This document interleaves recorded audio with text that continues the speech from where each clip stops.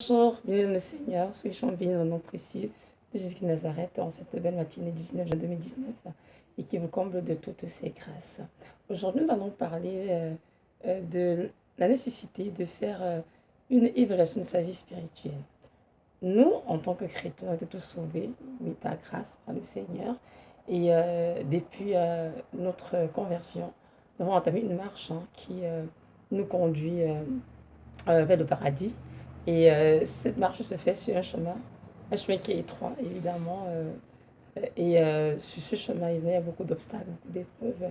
Et Dieu a des attentes aussi par rapport à nous. Donc Dieu s'attend à ce que nous grandissions, que nous maturions dans le Seigneur et que nous, euh, comment dirais-je, que nous puissions rejeter le péché complètement et vraiment nous rapprocher de plus en plus de lui, car il est un Dieu saint. Il nous appelle tous à être saints à son exemple.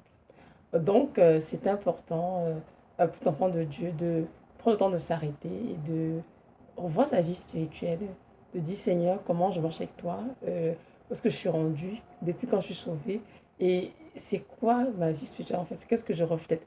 Est-ce que vraiment je reflète Christ en ce moment de ma vie, ou bien je suis toujours en captivité dans plusieurs péchés que j'arrive pas à délaisser. Voyez-vous, c'est important de s'arrêter, poser la question, parce que lorsque nous marchons, nous convergeons tous vers un point précis qui est le paradis.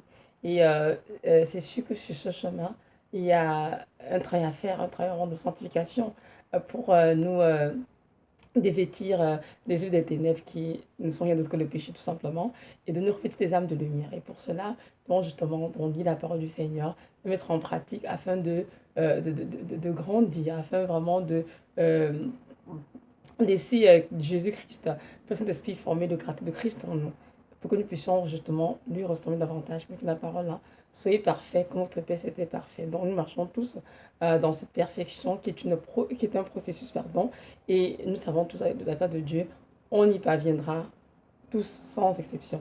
Mais nous nous rendons compte de nos jours qu'il y a beaucoup d'enfants de Dieu qui sont dans les églises, même qui ne sont pas dans les églises, mais je les entends dire, ça fait 20 ans, nous sommes sauvés, ça fait, je sais pas, 30 ans, mais c'est, comment dirais-je, c'est incroyable de voir comment leur vie en fait ne change pas. Et là, on peut dire, mais Seigneur, qu'est-ce qui ne va pas? Donc, je vous ma part en tout cas à le Seigneur, que c'est important de s'arrêter parfois pour nous-mêmes nous évaluer en fait. Et le Saint-Esprit nous a entendu, c'est-à-dire, il va faire une évaluation avec la chair, c'est important de dire cela, il faut vraiment s'évaluer avec le Saint-Esprit, avec son aide, pour voir où nous sommes rendus dans notre marche chrétienne. Quelles sont les choses qui sont attachées à nous que Dieu n'aime pas, comme le péché simplement, ou bien quelles sont les choses que nous devons améliorer. Nous allons lire un passage dans la parole, qui est dans Jacques chapitre 1, des versets 22 à 25. Non, 21 à 25, c'est ça. Ça dit ceci. C'est pourquoi, rejetant toute souillure, tout excès de malice, recevez avec douceur la parole qui a été plantée en vous et qui peut sauver vos âmes. Mettez en pratique la parole et ne vous bornez pas à l'écouter, en vous trompant vous-même par de faux raisonnements. Car si quelqu'un écoute la parole et ne la met pas en pratique, il est semblable à un homme qui regarde dans un miroir son visage naturel et qui, après s'être regardé, s'en va et oublie aussitôt quel il était. Mais celui qui aura plongé les regards dans la loi parfaite, la loi de la liberté, et qui aura persévéré, n'étant pas un auditeur oublieux, mais se mettant à l'œuvre, celui-là sera heureux dans son activité. Amen. Je m'arrête là pour l'instant. Donc, nous voyons bien dans ce texte, vraiment sans interprétation, qu'il est question vraiment de rejeter le péché, de recevoir avec douce la parole qui a été plantée en nous pour sauver nos âmes. Et comment cette parole sauve nos âmes? C'est en la mettant en pratique, évidemment. Donc, Dieu nous exhorte tous les jours à lire la parole, à la méditer et à la mettre en pratique. C'est très important parce qu'il y a des hommes de Dieu qui écoutent la parole, lui analysent, mais ne vivent pas la parole. C'est-à-dire, ils sont capables de réciter les versets, les chapitres, etc. Mais ils sont capables de vivre la parole de Dieu, de mettre en pratique dans leur propre vie. Alors que c'est en mettant en pratique la parole de Dieu que nous pourrons grandir, que nous serons changés. Si nous sommes toujours en train de réciter les versets, ça et là sans toutefois les mettre en pratique, en fait, on n'aura aucun résultat dans nos vies. On sera juste comme des chrétiens qui ont, qui connaissent la lettre, en fait, mais qui n'ont aucune vie d'esprit. Ils ont tout ce qui n'a pas parole, que la lettre tue, mais l'esprit vivifie. Donc, c'est lorsque la parole est plantée en nos cœurs que le Saint-Esprit utilise justement pour transformer nos cœurs, notre vie, que nous soyons de plus en plus semblables à Jésus-Christ notre Seigneur. Et c'est donc pourquoi il est important de lire la parole. Et ici, nous voyons bien au verset euh, euh, 23, ça dit ceci. Car si quelqu'un écoute la parole et ne la met pas en pratique, il est semblable à un homme qui regarde dans un miroir son visage naturel. Donc la parole pour nous est comme un miroir.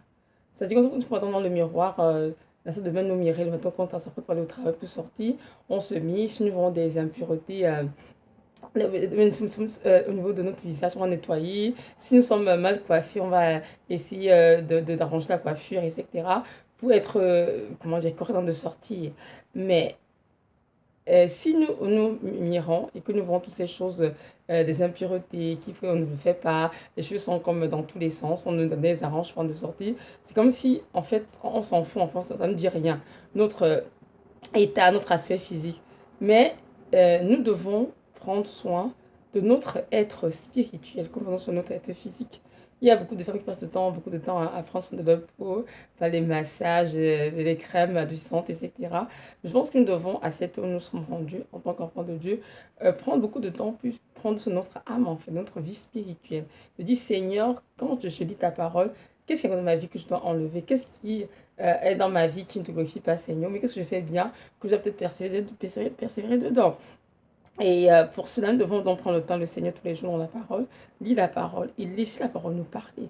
Lorsque nous aurons la Bible pour la lire, c'est comme on entend du Seigneur, Seigneur, parle-moi. Lorsqu'on le lit, Dieu est en train de nous parler, de nous révéler l'état de notre cœur, notre condition, les choses qui doivent être changées, les choses qui doivent être améliorées. Et c'est important d'y prendre garde et de vraiment changer. C'est-à-dire, corriger ce qu'on corrige, c'est très important. Si on se leurre juste à aller lire des versets, à les retenir, à les réciter, mais sans les mettre en pratique, en fait, on n'aura pas de vie transformée. On n'a aucune transformation. C'est pour ça que il dit au verset 22, mettez en pratique la parole et ne vous bornez pas à l'écouter, en vous trompant vous-même par de faux raisonnements. Il y a des personnes qui écoutent la parole du Seigneur, mais ont tendance justement à raisonner, à essayer de contredire ou bien de la tordre ou bien justement de la manipuler pour que cette parole puisse satisfaire les convoitises charnelles. Lorsqu'on dit par exemple que la femme d'être modeste, on va dire, mais non, c'est pas dit qu'elle n'a pas fait ceci, elle a le droit de porter ceci, de s'habiller comme elle veut. Non, non, non. Lorsqu'on parle d'une femme chrétienne qui est modeste, par exemple, on va une femme qui soit bien vêtue, euh, qui soit vraiment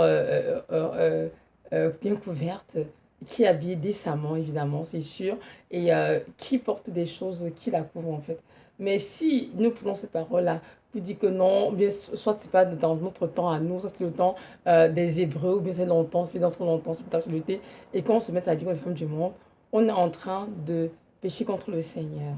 Donc, vous dit que c'est important, en tant qu'enfant de Dieu, de comprendre que Dieu s'attend à ce que nous soyons transformés dans notre marche chrétienne. Oui, il y avait des transformations. Si on prend des chrétiens qui nous vieux Seigneur, il y a 2 semaines, 3 semaines, ou même quelques mois, il y a des choses qu'on peut voir dans leur vie, c'est normal. On peut se dire, ben oui, c'est un jeune chrétien, une jeune chrétienne qui fait ses pas le Seigneur, qui apprend encore à connaître la parole, et au fil du temps, Dieu va la transformer, va la dépouiller de tout ce qui est mauvais, il va vraiment lui donner la grâce de se sanctifier et de paraître comme Dieu le veut. Mais si nous prenons des chrétiens qui sont à l'église depuis 10 ans, 15 ans, 20 ans, 30 ans, mais ils sont toujours captifs des mêmes péchés, des mêmes choses que la parole reprouve, c'est pas du tout normal. Parce que notre Dieu s'attend à ce qu'il y ait comme un changement, une transformation dans la vie de ces personnes, mais malheureusement, il ne voit pas cela. Donc, cette vidéo que je fais juste pour nous interpeller, que c'est important de nous arrêter, surtout à cette heure. Nous savons que notre maître revient bientôt chercher son église. Comment faire une évaluation de sa vie? Pour demander, Seigneur, au fait, où est-ce que je suis rendu avec toi, Seigneur? Si tu prends ta vie, tu vois dans ta vie, il y a toujours je prends un exemple, le mensonge. Tu sais très bien de ta parole, hein, c'est qu'il m'a dit commandement, tu ne mentiras point. et que tu vois que tu continues de pratiquer le mensonge sans, sans regret, sans problème, c'est que là, il y a un problème quelque part. Mais ce n'est pas à Dieu de venir vers toi avec ça, c'est à toi de te dire, comment est-ce que c'est possible que je sois sauvé depuis 20 ans, 30 ans et que je continue de pratiquer le mensonge comme ça, avec joie, sans même regret? Est-ce que c'est normal? Et c'est là, je pense que tu vas te dire, mais justement, c'est pas normal. C'est parce que tu vas demander au Seigneur, pourquoi tu es dans cet état et qu'est-ce qui va dans ta vie pour que tu puisses apporter des changements rapides. De même, une autre personne qui, dans sa vie, elle traîne la colère. Il y a des gens qui sont colériques, mais c'est pas possible. C'est vrai qu'il y a la colère qui est un trait de caractère. Hein. Et ça, souvent, que ces gens-là viennent au Seigneur. Parce que la colère est un trait de caractère, ça se redresse rapidement. Dieu les revêt vraiment de cette douceur dont ils ont besoin. Mais il y a aussi des gens dans la vie desquels, pardon, la colère est vraiment une forteresse spirituelle. C'est-à-dire, c'est un esprit, un démon. Alors, si tu es chrétien depuis plusieurs années, depuis 10 ans, 20 ans, 30 ans, j'en sais rien, et que tu es toujours aussi colérique pour un 8 tu es prêt à casser des choses, à frapper des personnes, à faire n'importe quoi, en fait, à commettre des choses, comment dirais-je, terribles, c'est pas normal. Tu veux t'arrêter pour dire Seigneur, ce n'est pas normal. Lorsque je vais ma vie, je me rends compte que je suis toujours en colère. Alors que je te connais, Seigneur. Tu donnes la parole là, dans Philippiens, ça me dit, que votre douceur soit connue de tous. Et la douceur est un fruit de l'esprit. La tempérance est un fruit de l'esprit. Donc si pendant 30 ans de vie, tu es toujours en colère, avec autant de force que tu l'étais avant de te convertir, il y a un réel problème quelque part. Il faut donc s'arrêter pour dire, en fait, Seigneur, qu'est-ce qui va avec moi? Qu'est-ce qui cloche avec moi? Seigneur, je t'en prie, change-moi. Je veux changer, Seigneur. Parce qu'il faut que tu comprennes bien que si tu prends la peine de vivre ta vie spirituelle maintenant, personne ne fera ta place. Hein. Non. C'est à toi de te regarder ta propre vie, comparer la parole. Voilà ce que dit la parole, voilà comment je me comporte. Voilà ce que dit la parole, voilà comment je pense, comment je parle. Est-ce que c'est en accord avec la parole? C'est en accord avec la parole, que Dieu soit béni. Personne dans ces choses qui sont déjà bonnes. Mais tu te rends compte que ce n'est pas en accord avec la parole. C'est le temps de te réveiller, de dire, mon Dieu, qu'est-ce qui ne va pas? Parce que il y a 10 ans en arrière, je suis une jeune chrétienne, et aujourd'hui, il y a une grande différence. Il faut qu'il y ait une différence vraiment notable. C'est vrai qu'il y a des péchés qui traînent à s'en aller, on ne refuse pas. Il faut y travailler quand même. Il ne faut pas juste dire, bon Seigneur, je suis colérique ou bien je suis, comment dirais-je, quelqu'un de méchant et puis ce n'est pas grave. Non, si c'est très grave, parce qu'on a dit ici, dès le verset 21, rejetant toute souillure, texte de malice, recevez avec douceur la parole qui a été plantée en vous et qui peut sauver vos âmes. On va donner la parole, justement, la parole de Dieu nous revêt ce qui est dans notre cœur, ce qui est en nous. Et c'est lui la parole en ce comme de dire, ah tiens Seigneur, parce que la parole, je me rends compte que tu n'aimes pas la colère, tu n'aimes pas le mensonge Seigneur, tu m'appelles à aimer mon prochain, tu m'appelles à être doux, tu m'appelles Seigneur, sans la vérité, être intègre, etc. Et donc, ces paroles doivent venir en tentant te transformer et faire en sorte que tu rejettes le mensonge, la colère, bref, le péché tout simplement. Donc, c'est important de s'arrêter et de faire une évaluation de sa vie spirituelle. Moi, je l'ai fait et je sais que ça aide beaucoup. Parce que Dieu te met vraiment devant toi, dans tes yeux, en fait, des choses que tu dois me corriger. Comme tu vois que ce n'est pas normal, ce n'est pas du tout normal que tu sois en train de pratiquer tes choses de ta vie. C'est maintenant que tu es sauvé, tu es supposé être de plus en plus proche du Seigneur. Mais on ne voit pas ça. On voit plutôt qu'il y a des chrétiens qui, après 20 ans en train d'église, ils sont même pires que les païens. Et ça, ce n'est pas du tout normal. C'est parce que quelque part, ils ont été des auditeurs oublieux. La parole de Dieu n'a pas été mise en pratique dans leur vie. Ils ont écouté, ils se sont bornés à juste écouter en se trompant par de faux raisonnements. Et c'est ces faux raisonnements les ont empêchés de mettre en pratique la parole. Et c'est pourquoi aujourd'hui, ils ont des vies non transformées. C'est très important vraiment de comprendre que la parole de Dieu ne peut pas juste être lue, méditée pour notre plaisir, même pour faire croire croire aux gens que nous connaissons les versets par cœur. Mais c'est pour notre transformation. Parce qu'un chrétien ne se convertit, il ne se transformer. Parce qu'avant, dans le monde, on était dans de péché, d'horreur.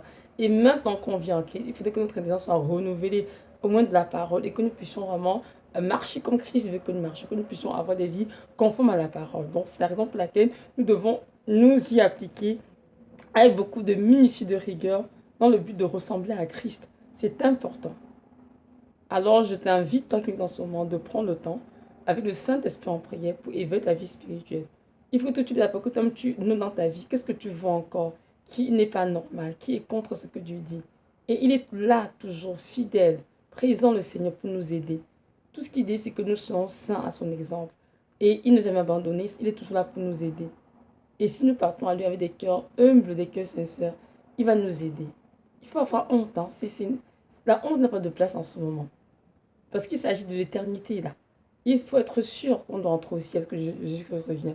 Alors, pour cela, il faut donc chercher vraiment le cœur de Dieu et demander de mettre vraiment la lumière dans nos vies, que nous puissions voir toutes les choses qui sont encore, qui ne sont pas de lui, qui ne glorifient en rien, et vraiment se repentir, donner à ces choses et ne plus les commettre. Hein.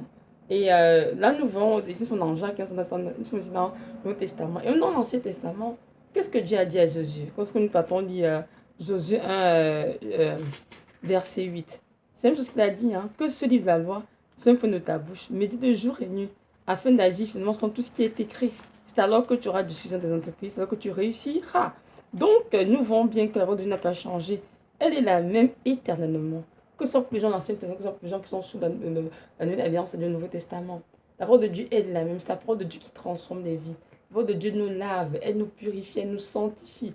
Elle ôte de nos vies nos péchés. Et elle nous donne la grâce vraiment de marcher dans la sainteté comme notre Maître Jésus-Christ le veut. Donc c'est important de comprendre que cette parole est un miroir pour nous. Et lorsqu'on est en train de la lire, elle est en train de révéler notre cœur. Et si elle révèle notre cœur qu'il y a tel péché à corriger, il ne faut pas se mettre à raisonner, à faire semblant, non, je ne pas ça. Il faut plutôt dire, Seigneur, c'est vrai, dans ma vie, j'ai encore de l'impudicité, j'ai encore de l'amour pour le monde, pour les films du monde, les films de violence, même pour la pornographie, encore l'amour pour des choses que Dieu ne n'aime pas. Mais Seigneur, viens mon aide, transforme mon cœur. Je veux avoir du dégoût pour ces choses, je veux les abandonner et te suivre pour de vrai. Et le Seigneur Jésus-Christ fera cela. Donc ici, on te verset 24, non, je dis 23 et 24. Donc, car si quelqu'un écoute la parole et n'en met pas en pratique, il est semblable à un homme qui regarde dans un miroir son visage naturel et qui, après s'être regardé, s'en va et oublie aussitôt quel il était. Donc, pardon, le chrétien qui dit la parole note bien que dans sa vie, il y a telle chose qui ne va pas, telle chose dans sa vie qui n'est pas du tout conforme à la parole. Comme par exemple, j'ai dit tout à l'heure, hein, l'impudicité, la fornication, l'adultère, le mensonge, la colère, etc. Et que cet individu, lorsqu'il quitte, il arrête de lire la Bible, il oublie que Dieu lui a monté dans son cœur. En fait, cet homme ne pourra jamais réussir. Nous, on dit ici, mais, verset 25, celui qui aura plongé les regards dans la loi parfaite, dans la liberté, c'est quoi la loi parfaite? C'est la parole de Dieu, hein, tout simplement. Et c'est cette parole-là qui nous a franchis, qui nous rend libres de toute captivité. Et qui aura persévéré, n'étant pas un auditeur oublieux, mais se mettant à l'œuvre, celui-là sera heureux dans sa activité. Il faut se mettre à l'œuvre. Ils ont travaillé justement à rejeter ce qui est dans ta vie comme péché. Tout ce que Dieu pointe qui n'est pas bien. Tu dois t'exercer, oui, à ne plus regarder les films impurs, les films de violence. Tu dois t'exercer à ne plus mentir, à ne plus être idolâtre, à ne plus forniquer, à ne plus voir l'adultère. Tu dois t'exercer à cela, tu dois dire non à ces choses, tu dois les rejeter. En confessant la parole, en la méditant, en la retenant, dit non Seigneur, je ne veux plus faire ces choses Seigneur, je veux marcher dans la voie droite, sur le chemin étroit, je veux faire ce qui te plaît Seigneur, ce qui rejette ton cœur Seigneur. Et là Dieu va venir t'aider. Mais malheureusement, ce que nous voyons ce n'est pas ça. Beaucoup de chrétiens sont des auditeurs oublieux. Ils lisent la parole, ils la méditent bien, Dieu leur revêt dans leur cœur. Mais aussitôt qu'ils ont entendu la parole, ils oublient complètement ce qu'ils ont lu et continuent à donner à ces pratiques terribles que Dieu reprouve. Ils espèrent être sauvés, ils espèrent entrer au paradis. Mais ils ne pourront jamais entrer au paradis avec cet état d'esprit. C'est le fait de dire que je suis sauvé, tous les jours à l'église, chanter, lit sa Bible, faire des prières, pour entrer au ciel. Non. C'est qu'il n'a pas encore rien d'impur, rien de souillé, n'entre dans Jérusalem céleste. Donc c'est de comprendre que Dieu est un Dieu juste. Hein. C'est qu'il n'a la parole quoi? Que d'équité et justice sont la base de son trône. D'une fraction de personnes. Tous les âmes qui ne sont pas purifiées ne pourront jamais entrer au paradis. C'est aussi simple que ça. Peu importe qui on est, peu importe si on a même 100 ans qu'on est sauvé, s'enfoncer dans l'église, pour Dieu, ça ne veut rien dire. Si tu es sauvé, ben, sois donc transformé. Comme on dit la parole, on les reconnaîtra à leurs fruits. Donc, si tu es un manguier, ben, porte des mangues, c'est tout produit des mangues. Si tu es un cerisier, au moment de la floraison, de la moisson, produis donc des cerises, tout simplement. Bon, si tu es un chrétien, alors on s'attend à ce que tu renonces aux œuvres de la chair hein, et que tu exprimes le fruit d'esprit, qui est l'amour, la joie, la paix, la foi, etc. Voilà, toutes ces choses-là. Et que tu aies de la haine pour le péché. Pourquoi? Parce que ton Père, le Dieu Tout-Puissant qui t'a sorti de Nazareth, a de la haine pour le péché. Donc, il est inadmissible que tu as ce depuis 15, 20 ans, 30 ans et que tu continues de caresser le péché. Et lorsqu'il vient vers toi pour te dire que tu n'es pas bien, tu continues de faire comme tu n'as rien entendu. Tu ne te trouves pas de faux raisonnements et tu continues quand même de regarder ces choses ou bien de pratiquer ces choses en disant que non, ce n'est pas grave, ça ne peut rien faire à mon âme. Oh, si c'est un film que je regarde, ça ne peut rien me faire. Détrompe-toi. Le péché, c'est la saleté. Le péché souille. Hein. Beaucoup ne le savent pas. Hein. On sait tu comprends. Je fais un petit péché. Petit péché, déjà péché des démons en passant. Donc chaque fois qu'on pêche, on se souille. Chaque fois qu'on dit au Seigneur, on se repent. Seigneur, pardonne-moi. Purifie-moi. Là maintenant, pourquoi est-ce que je nous purifie? Parce que lorsqu'on a péché, suis entré quelque part. Toujours. Hein. C'est sûr que nos yeux physiques ne voient pas forcément ce qui est entré. Mais mon spirituel, oh, il y a une tâche qui est là. Tout simplement. Donc c'est vraiment important, mon frère, ma soeur, dans la foi, de nous réveiller tous et de comprendre que nous ne sommes pas à l'heure de nous amuser et à faire ce que nous voulons, mais vraiment aller vers le Saint-Esprit qui nous donne de l'aide pour faire une évaluation de notre vie spirituelle et vraiment apporter les changements qui doivent être apportés. C'est très très important et je dirais même c'est impératif. Parce que notre Dieu revient bientôt chez son église, une église sans tache ni ride. Il faudrait que nos robes blanches, nos robes de noces, soient sans tache, sans aucune ride. Et le péché, c'est la saleté. Je suis la robe, ça met des taches. Donc c'est important que chacun s'affaire vraiment à nettoyer sa robe pour que ce jour-là, que ce soit pas l'enlèvement, qui se monte au ciel, que ce soit par la mort, on ferme les yeux qu'on se retrouve devant le trône du Père. C'est important. Donc voilà, c'était vraiment ça la vidéo. Je pense que l'heure est vraiment là comment dirais-je, de se réveiller. Beaucoup d'enfants de Dieu passent beaucoup de temps devant la télévision, devant les réseaux sociaux, sur les réseaux sociaux, pardon, sur des sites web, à faire tellement de choses que j'appellerais inutiles. Et évidemment, Satan a trouvé ses moyens pour les distraire, pour gruger le temps, dont ils n'ont plus le temps de se concentrer sur la vie spirituelle, sur la croissance, c'est-à-dire dans le temps le Seigneur, de lire la Bible vraiment, de la méditer, de la pratiquer, de la mettre en pratique. Mais ils ont le temps de faire tout ce qui est inutile, malheureusement, ça donne un peu des, comment dirais-je, tous les désirs du monde, quoi, et ils n'ont plus le temps pour eux-mêmes. Mais nous devons comprendre que le monde et tout ce qui s'y trouve, euh, enfin, tout ce qui s'y trouve, vont passer. Mais il n'y a que la parole de Dieu ne passera pas. Donc, c'est cependant que tu te réveilles, que tu comprennes que si tu entres au paradis, il faut arrêter de, de te lier au monde. Il faut vraiment que tu te réveilles et que tu saches que mon Dieu revient bientôt. Est-ce que je suis prêt? Dans quel état est mon âme? Dans quel état est ma vie spirituelle? Est-ce que ma vie est conforme à la parole de Dieu? Oui, c'est que ça se posait et le Saint-Esprit nous aider à répondre. C'est parfois quand c'est nous qui répondons, on donne des réponses fausses. Hein. On peut dire, oh non, non, Seigneur, je vois que ma vie est correcte et tout, Seigneur, je n'ai rien à me reprocher, tout va bien, je t'aime, tu m'aimes, je prospère, je suis bien et tout va bien pour moi. Alors qu'au fond, rien ne va. Il y a beaucoup de chrétiens qui sont malades, spirituellement parlant, mais qui ne s'ignorent. Ils ont l'air toujours bien beaux, bien belles, élégants, élégantes, tout ce qu'on veut, qui paraissent être en bonne santé physique, mais qui spirituellement sont très très malades. Et n'oublions pas que la racine de la maladie spirituelle, c'est le péché. Tout simplement, oui, le péché, c'est la lèpre spirituelle. Et nous devons prendre tout ça, nous arrêter et nous assurer qu'en dans notre âme, il n'y a aucune lèpre spirituelle qui réside, il n'y a aucun péché qui réside. Donc voilà, c'est ça. Ben, merci de m'avoir écouté. Et notre Dieu de gloire nous donne tout ça, tout simplement cette grâce de nous évaluer et de vraiment d'apporter en fait les changements qu'il désire afin que nous soyons prêts pour ce grand jour qui arrive évidemment à grands pas. Donc voilà, c'est ça. Que notre Dieu vous bénisse et vous accorde à tous une pleine espérance. Amen.